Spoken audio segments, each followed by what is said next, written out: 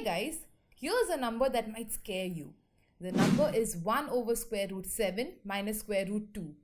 The square root 2 sign makes a division quite scary. If we had only numbers without the square root sign in the denominator, then this calculation would have actually been much easier. What if we could make the numbers in the denominator rational? Then it would be easier or not. Let's see. Let's take the number 1 over root 7 minus root 2. How will we convert these radicals into rational numbers? To convert a radical to a rational number, we can simply square the square root of 7 and the square root of 2. Now let's apply the identities we know to identify the one that leads us to rational numbers. A plus b the whole square is equal to a square plus b square plus 2ab. A minus b the whole square is equal to a square plus b square minus 2ab. A plus b into a minus b is equal to a square minus b square. When we apply the first identity a plus b the whole square is equal to a square plus b square plus 2ab to square root 7 minus square root 2, we get 7 plus 2 multiplied by root 7 and root 2. But wait, we still have some radicals and the same applies to the second identity.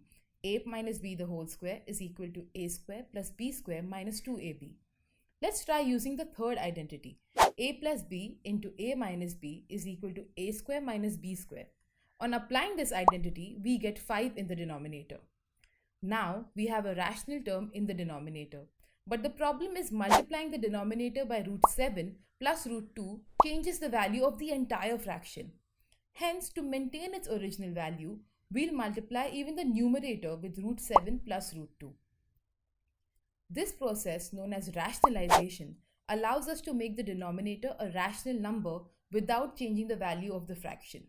Here, root 7 plus root 2 is called the conjugate of root 7 minus root 2. Let's summarize this. When the denominator in a fraction is an irrational number, we must find its conjugate. A conjugate is formed by changing the sign of the irrational number in a binomial. Then, using the conjugate, we apply the identity a plus b into a minus b is equal to a square minus b square and convert the irrational number to a rational number. Finally, we simplify the numerator and denominator using the distributive property.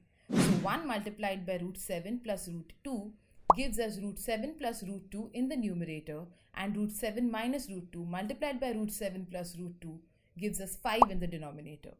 Therefore, our final answer is root 7 plus root 2 over root 5.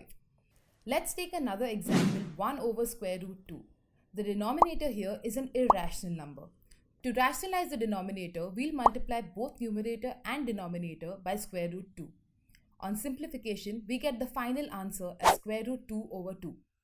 To sum it up, in math, solutions can be expressed in several ways, but standardization helps us arrive at a common simple solution, and rationalization is one way to do that.